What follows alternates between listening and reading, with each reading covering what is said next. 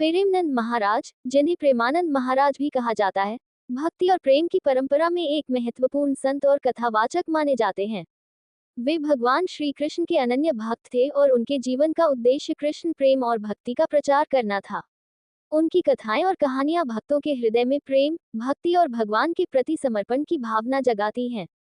प्रेमानंद महाराज की मुख्य बातें। 1. भगवत कथावाचक। प्रेमानंद महाराज अपने समय के विख्यात भगवत कथावाचकों में से एक थे। उनकी कथाओं में कृष्ण लीला, रामकथा और भक्ति के गहरे पहलुओं का समावेश होता था। वे सरल भाषा में गूढ़ आध्यात्मिक संदेशों को समझाने में सक्षम थे। 2. भक्ति का प्रचार। उन्होंने जीवन भर भगवान के प्रति प्रेम और समर्पण का प्रचार किया।